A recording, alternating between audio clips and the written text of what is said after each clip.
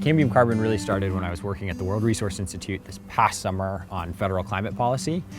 So we were looking at how do we address climate change at scale in the US right now. One of the big ways we can do that is really by getting lots and lots of new trees across the landscape. So I came up with the idea that if we could solve an existing problem, we could create a sort of blended finance mechanism to really address this problem. And that's how we started looking at urban wood. We started looking at wood that falls down in cities. So there's about 46 million trees that go down in cities every year. The vast majority of them just get sent to landfill as waste.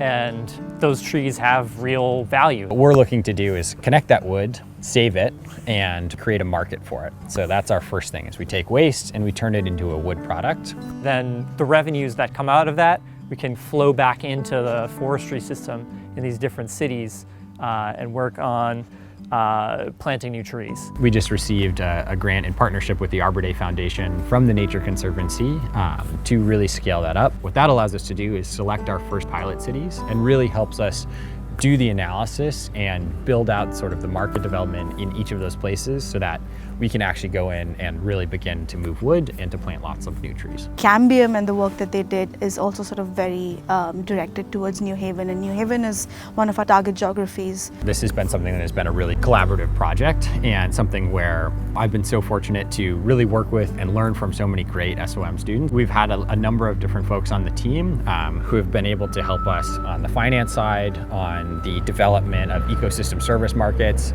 thinking through carbon valuation and really improving that, thinking about fundraising and how do we really create a business model that is sustainable.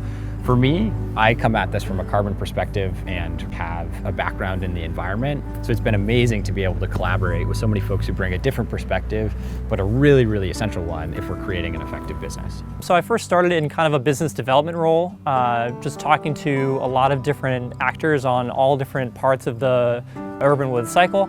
So, starting with millers, but even before that, there's kind of the city that does procurement to figure out who's going to take down the trees and where to put them. I kind of came on as like a strategy development intern. I helped them think through their strategic roadmap, short term as well as long term, help them think about where they are in terms of sort of the capabilities and the work that they've done so far and where they want to be and what's the best way to do that. One of the reasons why people come to SOM in the first place is because they know that not only is there a really good entrepreneurship scene, but there's a really good social entrepreneurship scene.